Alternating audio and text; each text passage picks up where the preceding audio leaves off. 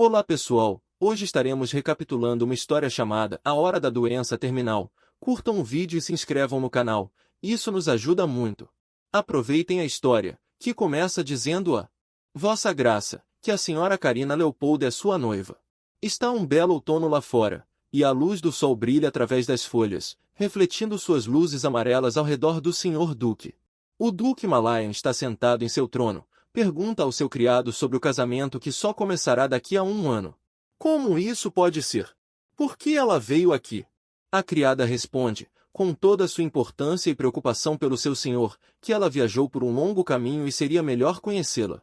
O duque desce as escadas com seu mordomo, pensa que a garota é mal educada e o que ela está pensando.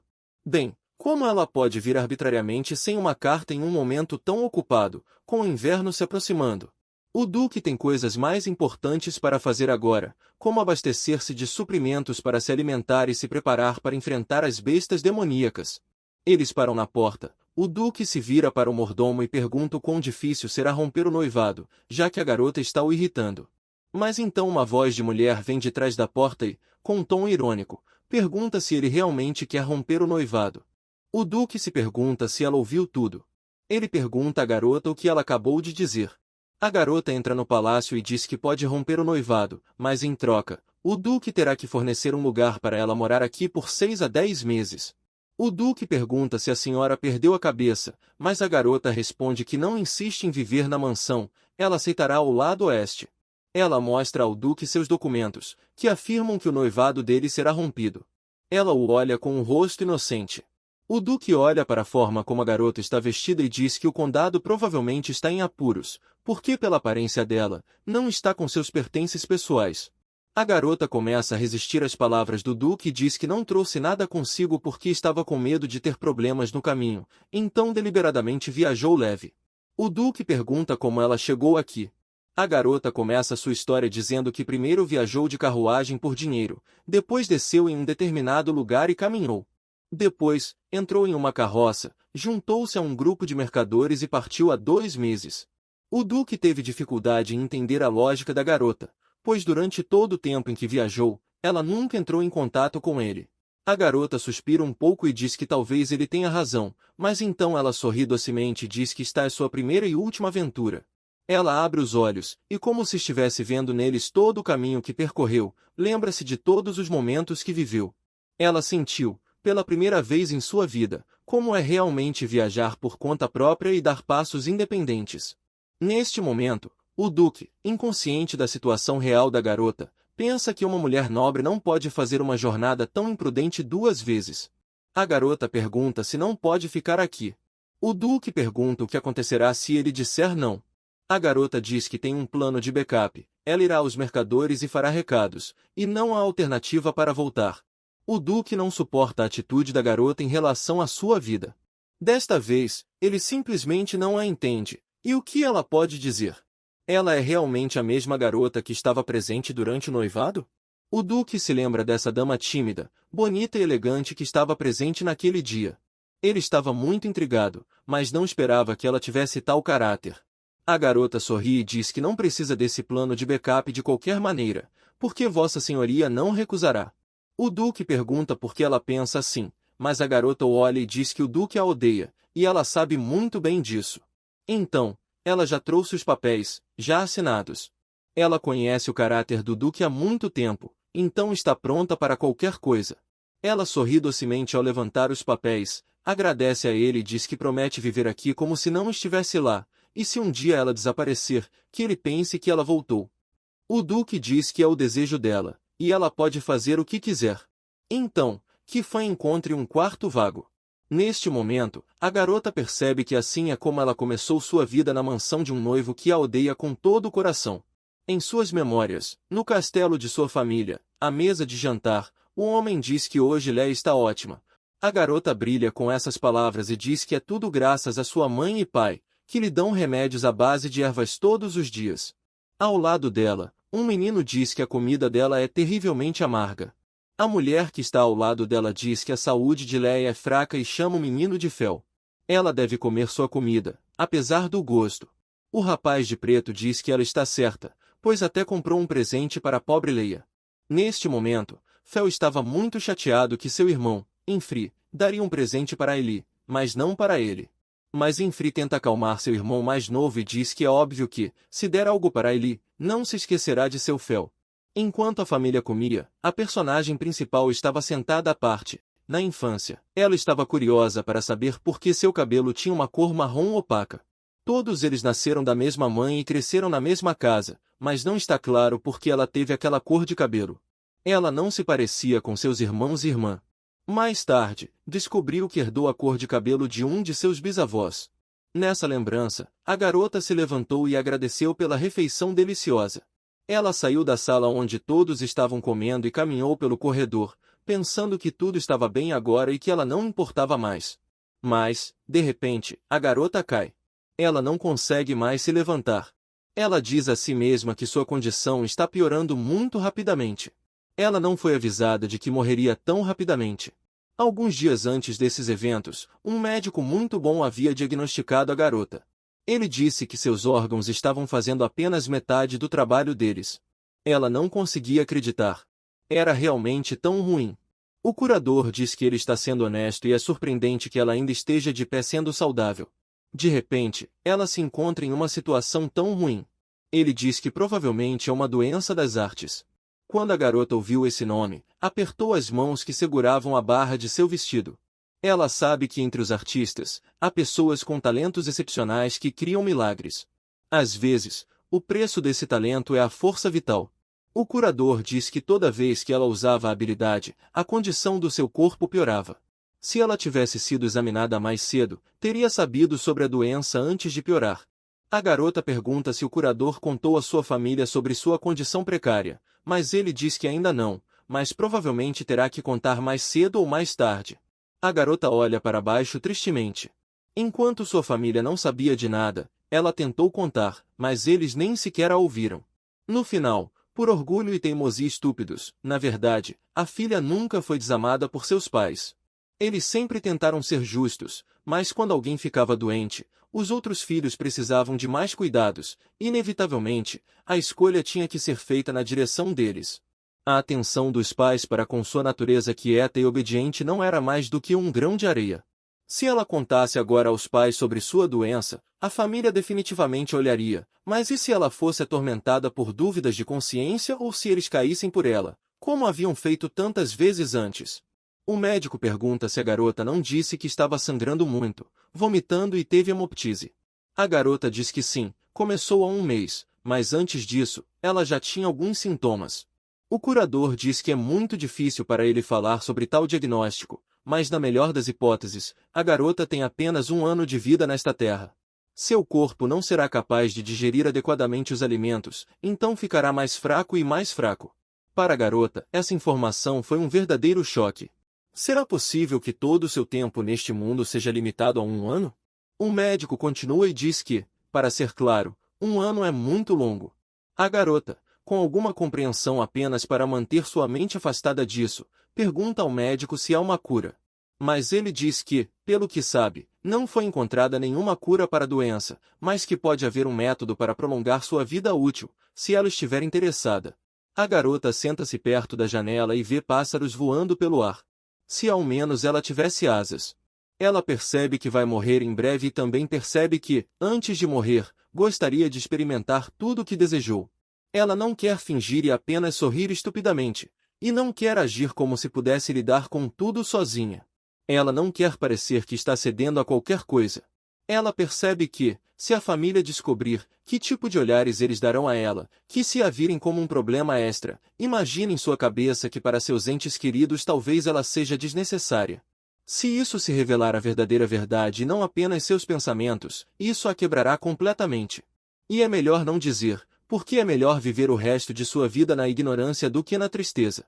Ela se encosta na janela e pensa consigo mesma que poderia simplesmente partir, porque por 1 ano, se sair de casa, para onde ela irá e o que poderá fazer? Ela percebe que a solução ideal seria encontrar um homem que a olhasse com olhos claros e que a amasse ou odiasse, desde que seus olhos refletissem quem ela é. Ela se lembra dele perguntando no dia em que ficaram noivos: "Minha senhora era uma lula?" A garota ficou muito surpresa com suas palavras, mas ele continuou dizendo que ela estava se mexendo como uma lula de um lado para o outro. Se ela não tivesse motivação, por que sair? A garota percebe que talvez ele não teria recusado tal companhia sincera. Então, ela decide ir para o norte, até ele, movendo-se com seus próprios pés. Embora seja claro que deveria ter trazido algumas de suas coisas para a segurança primeiro. Ela precisará trocar moedas de ouro, pegar roupas simples, carne seca, água e talvez algo mais para se defender. Ela também se lembra de que terá que preparar os documentos para romper o noivado. Ela escreveu tudo em seu esboço para não esquecer ou perder nada.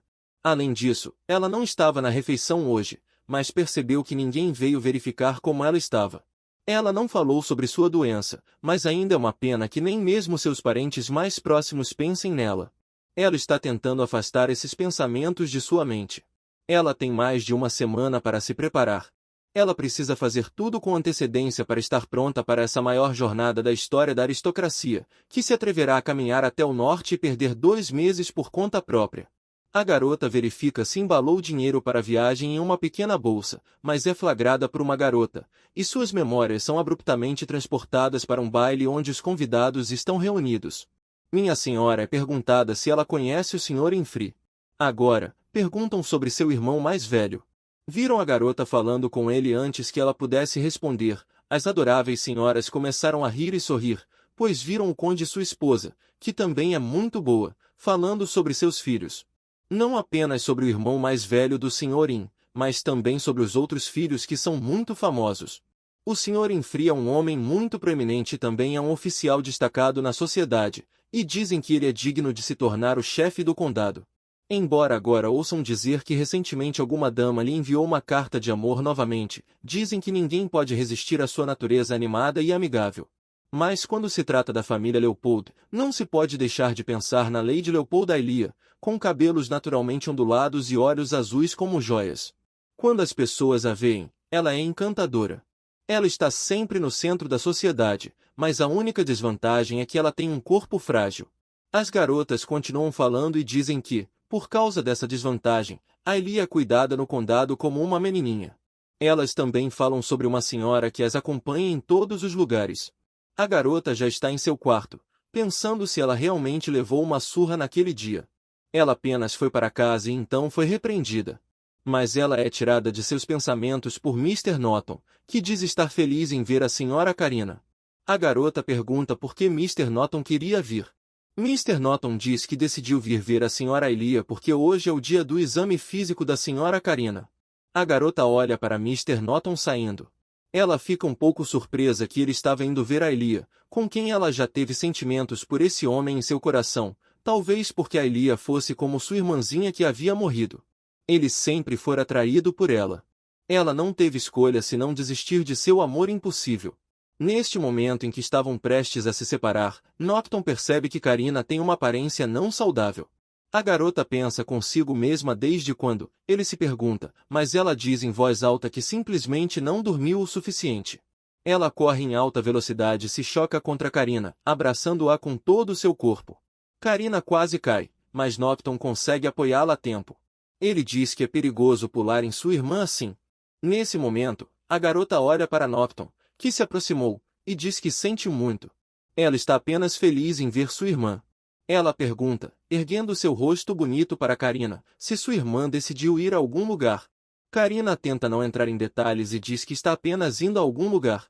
Mas naquele momento, Carina não reage muito ao ataque que sempre funciona, e seu rosto fica pálido e morto por um segundo. A séria tristeza de Carina é notada por Non e Lia. Eles estão surpresos com o que está acontecendo com ela, mas no segundo seguinte, Carina pula de sua tristeza e diz que não é nada, e que Norton pode examiná-la para que ela melhore. Lia diz que Norton só faz reclamações, então ela pega a mão de Carina e diz que se sente muito melhor agora, então quer brincar um pouco com sua irmã favorita. Mas Carina diz, escapando do abraço apertado de Liai, que não quer que Non tenha vindo até ali à toa.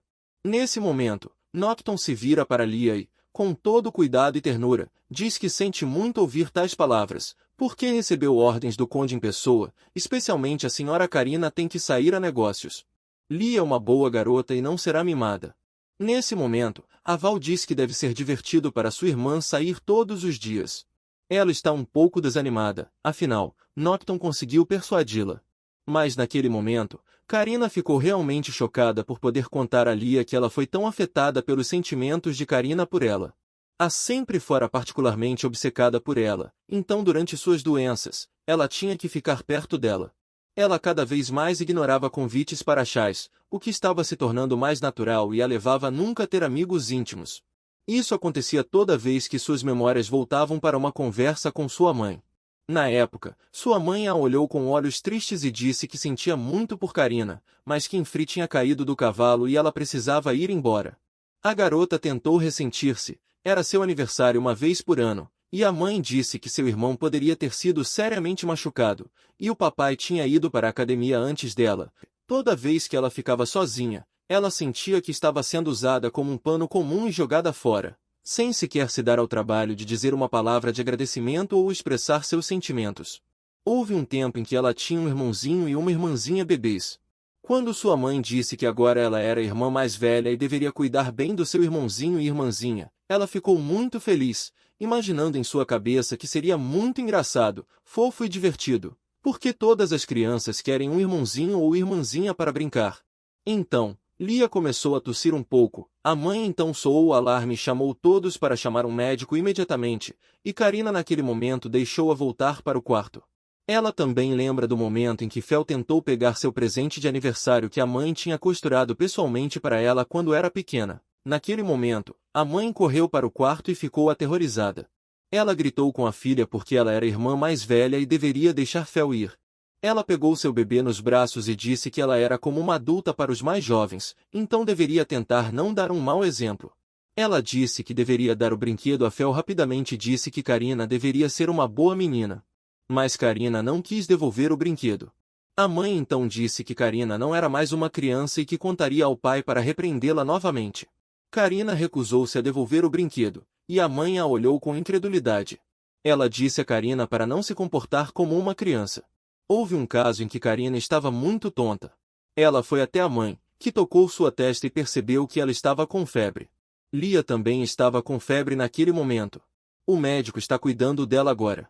Quando ele terminar, a mãe vai pedir a ele para examinar Karina e, enquanto a leva para o quarto, o mordomo disse enquanto a mãe levava Karina que o senhor doutor pediu à mamãe para conversar com ele sobre a senhora Ai.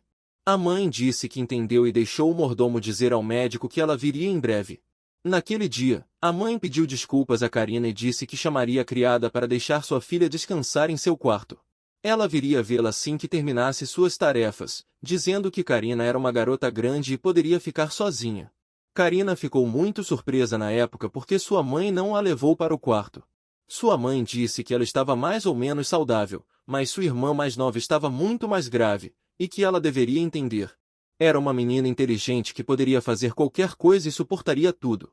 Ela sempre cedia a sua irmãzinha doente, sempre assistindo de longe enquanto toda a atenção era dada a ela, sempre cedendo ao seu irmãozinho travesso, sempre cedendo ao seu irmão mais velho distante. Ela foi negligenciada por seus pais e eventualmente fechou seu coração. Aos 10 anos, decidiu não esperar mais nada deles. Em vez disso, encontrou um novo hobby, sem perceber que era chamado de milagre. Criava pinturas cheias de vida e tinha um prazer real. Suas pinturas pareciam ganhar vida, era como magia. Ela disse à mãe e ao pai naquele dia para olharem para sua pintura, mas naquele momento a mãe disse que Infri tinha ganhado o primeiro lugar na competição de esgrima, então parecia que ele se formaria antecipadamente na academia. Karina disse então que era de se esperar de seu talentoso irmão, e a mãe concordou, sem saberem que ele era tão talentoso. Karina tentou mostrar à mãe o desenho, mas ela deu uma olhada e virou, dizendo que não era ruim. Naquele momento, foi uma grande revelação para a garota de que ninguém precisava dela. Ela ouviu a mãe falando com o pai que neste fim de semana Infri voltaria, e uma pequena recepção seria realizada para ele. Lia também estava se sentindo bem ultimamente, coincidindo com as lágrimas da garota rolando pelo chão. Houve também uma história muito expressiva quando Karina estava desenhando algo em seu quarto, mas sua mãe irrompeu e a acusou de pegar algo que estava na mesa. Ela não acreditou nas palavras da filha e disse para ela não mentir, alertando que poderia ser perigoso. A mãe a acusou de não ouvir, já que era a irmã mais velha. Perguntou por que sempre a incomodava, e foi então que Karina percebeu algo. Havia compreensão nos olhos da mãe.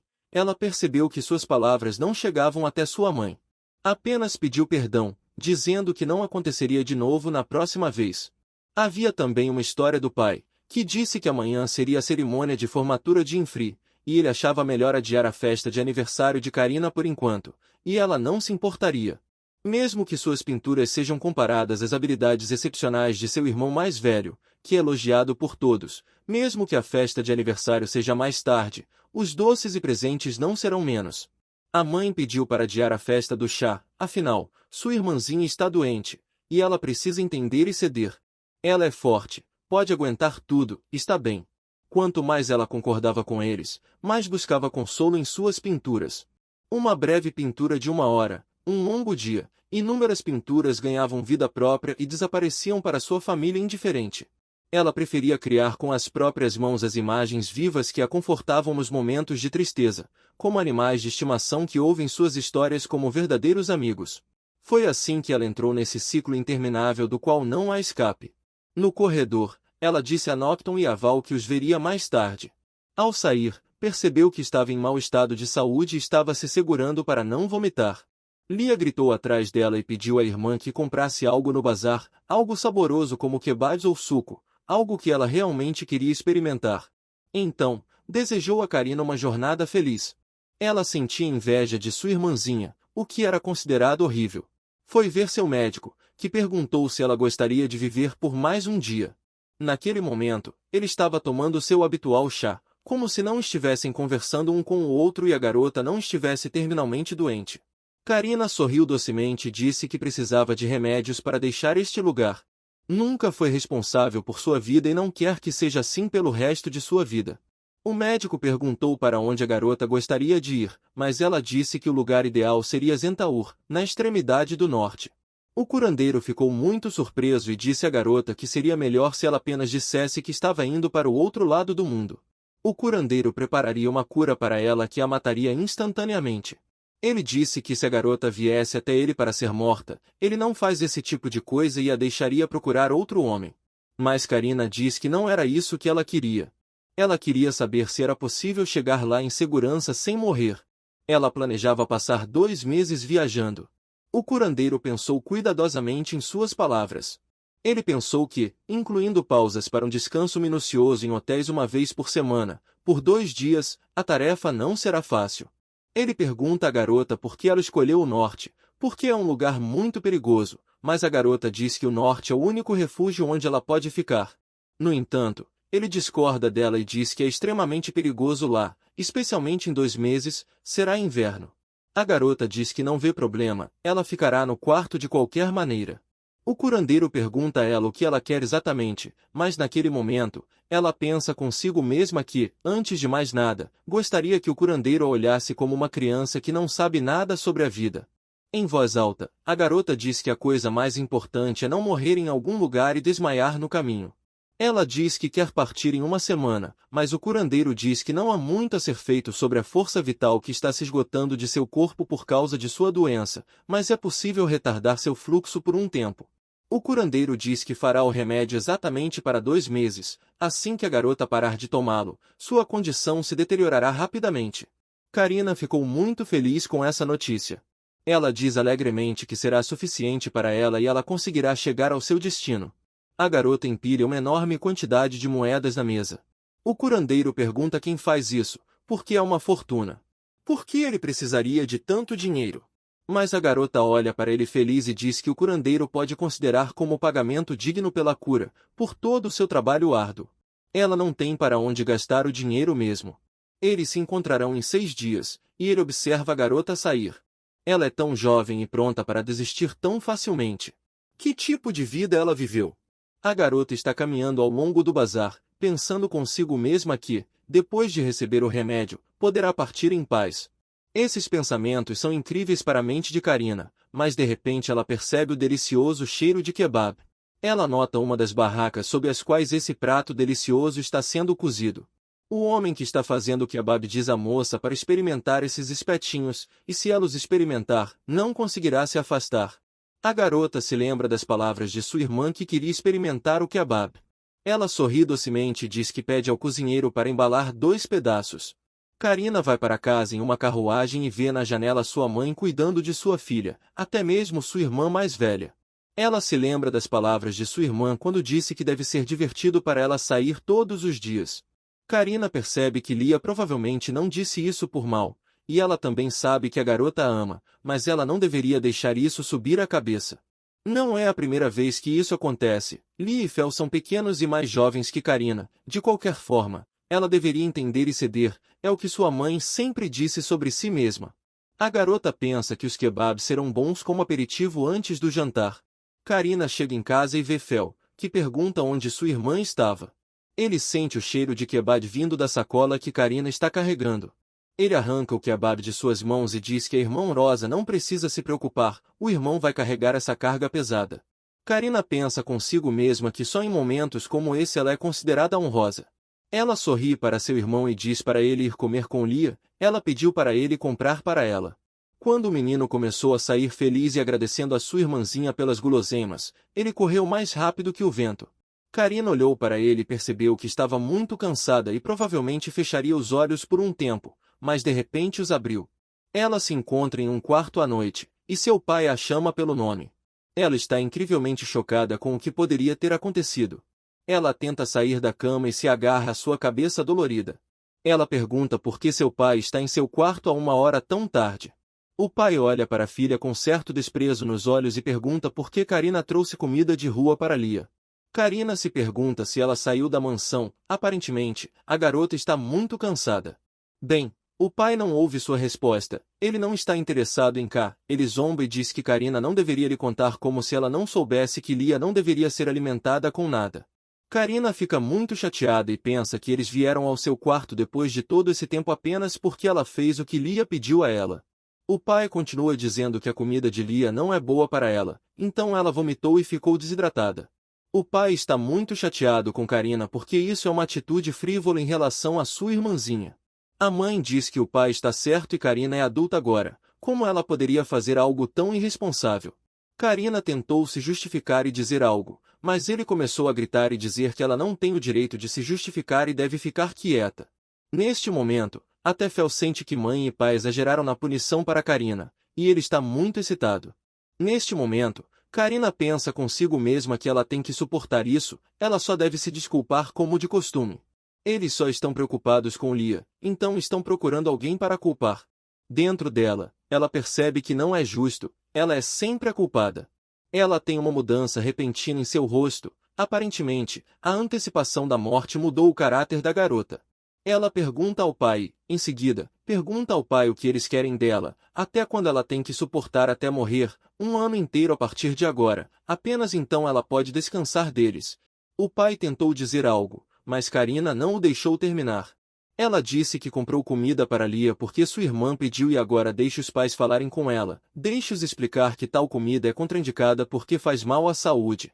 O pai está chateado, ele pergunta se Karina realmente se preocupa tanto com a irmã, ele não consegue acreditar, mas Karina diz em voz alta que não, porque ela pensava que Lia estava bem, então ela fez o que ela pediu. A mãe, chocada e parada na porta, pergunta a Karina que tipo de tom de voz ela está usando com seu pai agora. Karina não está bem, ela tem dor de cabeça, mas diz com sua voz que estava apenas se defendendo sem dizer nada fora de linha. Seu pai, irritado, diz que, de qualquer forma, ela trouxe comida estranha, mas Karina rebate e diz que Fel não foi envenenado e ela também não, então ela não tinha dúvida de que tudo ficaria bem na próxima vez. No entanto, ela pode prometer ser mais vigilante com um tom ligeiramente elevado. Ela diz que um pai deveria cuidar bem de sua filha, referindo-se a Vali. O pai não consegue resistir aos argumentos da filha e diz que, a partir de agora, Karina deve ter cuidado. A família sai nesse momento. Fel pergunta à mãe se pode visitar Lia, e a mãe permite. O pai finalmente põe a palma na porta e diz a Karina que sua irmã tem sido doente desde o nascimento e ela deveria perceber isso. É desagradável lembrar a ela, mas ela é uma garota saudável em comparação com Lia, e deixe Karina perceber isso. Nesse momento, a garota lutava com 2 sentimentos, admitir ao pai que sua morte está chegando ou ficar em silêncio, mas ela apenas concorda com o pai. Ela decidiu há muito tempo que não contará a ninguém sobre essa maldita saúde em sua família. Não é apenas Karina que é saudável, mas também em Freefell. Por que eles pedem a Karina que se sacrifique como se ela tivesse nascido saudável? É um crime. A mãe abraça o pai e diz que o pai de Karina estava agitado porque Lia desmaiou, e Karina deveria tratá-los com compreensão. Ela pergunta a Karina se as palavras deles não machucaram seus sentimentos. A garota sorri de maneira estranha no final e diz aos pais, enquanto saem, se eles não têm mais nada para dizer a ela. É surpreendente que eles lembrem onde é o quarto dela, pois não a visitaram uma vez nos últimos anos. Ela pensava que tinham esquecido que ela existia. Seus pais ficaram um pouco chocados ao ir para a cama dela. Ela mencionou que seus pais deveriam dizer oi para Lia e que deveriam sair e deixá-la descansar. Então, a garota deita na cama e fica preocupada com sua irmã. Ela percebe que não é culpada, mas não consegue deixar de lado seus sentimentos. Karina estava preocupada que tudo ficasse bem com Lia. Ela se lembra de que seu pai disse algo sobre desidratação e lembra que teve sintomas. Então, Karina decide sair da cama e começar a pintar. Seus olhos se enchem de amarelo, e ela desenha uma bela fada a qual infunde força vital. A fada sai do desenho e ganha vida. Quando a garota está muito preocupada, ela se entrega ao esquecimento, voltando-se para suas pinturas, que são sua única fuga, embora isso lhe custe a vida. Na manhã seguinte, ela é vista por uma empregada que lhe diz que a senhora desceu para a refeição pela primeira vez em 2 dias. Lia e Fel pedem desculpas pelo ocorrido no dia anterior. Lágrimas escorrem pelo rosto da garota ao entrar na sala onde estão comendo com a família.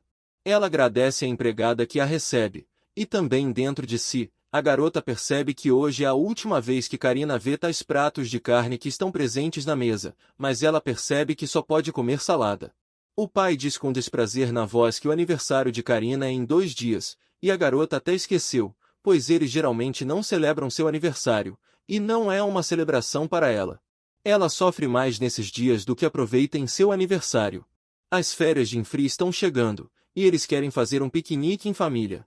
Karina responde ao pai que podem fazer o que quiserem, mas teme que não consiga participar do piquenique. Ela tem seus próprios negócios importantes para cuidar. O pai pergunta se é tão importante que ela não possa participar com a família, mas Karina se desculpa e pede que eles se divirtam sem ela. Ela termina a refeição e sobe as escadas. A garota deixa a sala de jantar irritada, olha-se no espelho e pensa consigo mesma que não esperava ser ofendida desta vez. Acontece que este aniversário provavelmente é o último de sua vida. Ela está surpresa porque seu pai pergunta como se sua aceitação fosse óbvia, sem um único arrependimento. Por que mesmo a última lembrança dela de sua família é tão terrível? Ela pensou que, como eram sua família, deveria se despedir, mas no final só deixou uma carta de uma linha, e assim termina uma pequena lembrança da recollection de Karina. Agora, ela está desfrutando de um banho quente na propriedade do Duque. Graças a Deus, ele não a deixou do lado de fora no dia anterior. O Duque disse a ela para tomar um banho e depois conversariam. Ela agora olha para o frasco de remédio que sobrou. Agora ela tem apenas 3 pílulas, após as quais sentirá uma forte deterioração em sua saúde. A garota lembra das palavras do curandeiro, que disse que colocou medicamento suficiente, mesmo que restem 3 pílulas. Ela deve parar de tomá-lo após 3 dias. Sem o remédio ela terá uma leve febre, seu corpo ficará subitamente fraco e então sua condição se deteriorará rapidamente. A garota seca o corpo com uma toalha e pensa consigo mesma que até a noite ela piorará. Ela lembra da instrução do médico de que, se a febre estiver muito alta, pode tomar uma pílula a cada 2 dias. Ele também disse no final que ela não deveria resistir ao desejo de dormir, pois seria prova de que seu corpo está consumindo energia. A garota pensa que se tivesse um avô, se sentiria da mesma maneira. A jornada tem sido difícil, mas certamente agradável. Ela pode ter apenas mais um ano de vida e quer vivê-lo como deseja. Está disposta a fazer qualquer coisa por isso. Ela finalmente estará livre de sua irritante família. A garota entra no escritório do Duque, que a recebe na entrada. Ela percebe que o estado do escritório mostra a secura de seu dono, o cheiro de tinta e papel. O Duque deve estar muito ocupado, e ela se sente mal por ele. O Duque pergunta por que a garota veio à sua propriedade e qual é o motivo dela. A garota, um pouco cansada do dia, fica constrangida e pergunta ao Duque se ela precisa contar a razão de sua visita. O Duque, Irritado, diz que se ela vai viver em sua casa, deveria ao menos se dar ao trabalho de se explicar. Ela teve uma briga com a família? A garota diz que está tudo bem em dizer isso, sua relação com seus pais não era muito boa. O Duque diz que entende, já que ela viajou até o Duque por 2 meses, sua intenção de ficar aqui é bastante séria. A garota pensa consigo mesma que o Duque está certo e errado ao mesmo tempo. Seu fim em paz e união, onde isso pode ser alcançado. Então, ela decidiu se afastar de sua família, que em todos os anos de sua vida nunca lhe trouxe o que ela está procurando, especialmente quando começou o seu aniversário. Se ela tivesse ficado em casa, teria sido incrivelmente difícil para ela passar por esses dias. Ela estava cansada de ser tratada assim. Todos ficariam arrependidos se ela morresse. Era um pensamento infantil e ingênuo, mas às vezes é preciso tempo para esfriar a cabeça. O Duque diz que não é o momento certo, pois o inverno é a época mais movimentada no ducado, e o Duque nunca terá que se preocupar. Ele fica radiante com a notícia e diz que é uma coisa boa, pois é o que ela esperava. O Duque não entende a razão por trás disso e pensa que esta moça curta está falando bobagem. Mas a garota diz que seria ainda melhor para ela se mudar para o anexo, pois o Duque não o utiliza mesmo. Deram-lhe um quarto ao lado do quarto do Duque, e ela está ajudando ambos, então seria inconveniente ter que enfrentar um ao outro o tempo todo. Nesse momento, o Duque a olha e não entende se está realmente a mulher que ele conhecia quando estavam noivos. Ela parecia tão diferente para ele. Ele diz que o anexo precisa ser arrumado e que não só precisa ser limpo, o que é uma simples necessidade, mas também precisa ser movido, e uma empregada deve ser designada para isso. Karina diz que precisa de uma lareira e um prato, e não precisa de uma criada. O Duque ordena ao mordomo que prepare tudo. Se ela estiver bem, pode se mudar para o anexo a qualquer momento. Mas há uma condição: a garota não deve sair da mansão, especialmente no inverno, pois pode ser perigoso. O inverno no norte é mais perigoso do que no sul, nunca se sabe onde e quando a besta demoníaca aparecerá, diz o Duque. Karina diz que está tudo bem, não precisa sair de qualquer maneira. Ela gostaria de ir agora para descansar. O Duque diz que ela deve fazer como quiser. Ela agradece ao Duque por sua hospitalidade, mas o Duque diz com uma cara azeda que não deu as boas-vindas à garota. Ele simplesmente não pode expulsá-la. No entanto, a garota nem mesmo deixou o quarto. Ela se desculpa com sua senhoria, mas deve ter feito algo errado. O Duque e o mordomo olham perplexos para Karina, que está se segurando nas paredes e diz que está tonta e se sente bem. À noite, a garota se encontra muito fria e tenta se aquecer, enrolando-se em um cobertor como uma grande minhoca. A garota decide que, enquanto ela puder se mover, precisa buscar uma jarra de água e uma toalha para colocar na testa. Ela pega uma lanterna e tenta se orientar. Percebe que este lugar é maior do que a propriedade da família Leopold. Ela ouve um som e, no momento seguinte, o Duque aparece diante dela. A garota reage instantaneamente, balançando os punhos para proteger sua vida do desconhecido, do monstro que decidiu atacá-la nesta noite fria. No entanto, era apenas o Duque, e ela se acalma. O Duque pergunta por que ela está acordada tão cedo pela manhã. A garota não sabe o que dizer e pergunta ao Duque como ele chegou lá. O Duque se sente inseguro porque sua mente é um amontoado de confusão, pois estava preocupado, mas em voz alta diz que o regulador de temperatura na casa parece estar quebrado. Ela está escondendo algo dele e pede para que ela conte se houver algum problema. A garota não olha para o rosto do Duque para que ele não veja como ela realmente está, pois está com febre, e ele pode notar a cor estranha em seu rosto. Ela diz ao Duque que está tudo bem e nada está errado. O Duque pega a mão da garota com determinação, dizendo que a respiração dela está confusa e suas bochechas estão ardendo, mas a voz dela está tremendo. Ele afirma que está tudo bem e que ela se sentirá melhor se descansar um pouco. Ele se sente culpado e diz que deveria ter percebido que ela estava cansada da longa jornada. Se ela se sente mal, é só dizer, e pergunta por que ela tem que suportar isso, pois suportar é o que os ratos estúpidos fazem. Karina nunca ouviu tais expressões. Ela fica um pouco chocada e insiste que não precisa ser uma heroína. Esconder a dor só traz problemas. Se ela não quiser, que lhe diga honestamente. A garota admite sua culpa e ainda hesita em olhar nos olhos dele. No entanto, no momento seguinte, ela é uma rata zangada, perguntando por que o Duque começou a interrogá-la no meio da noite. Quando ela abre a boca para expressar seu desagrado, o Duque mostra a mão e pergunta quantos dedos ela vê. Karina olha atentamente para a mão do Duque e vê 6 dedos diante dela, mas percebe que não pode ser assim. Ela tenta adivinhar e diz o número 3. O Duque olha para seus dedos confuso. Será que ele realmente mostrou 3? Mas, após verificar, tem certeza de que não está errado. A garota está em apuros e olha para o Duque, pois ele está esperando pela reação dele. O Duque diz que o senhor seja testemunha, mas essa garota só traz problemas. Ele a pega nos braços e diz que vai ficar tudo bem agora, que ele a levará embora, pois este lugar não é adequado para os doentes. Então, pessoal, o que estão achando dessa história até agora? Por favor, inscrevam-se e ativem as notificações para atualizações sobre esta e todas as nossas outras histórias, para serem os primeiros a saber quando forem lançadas. Muito obrigado pelo seu apoio. Até a próxima!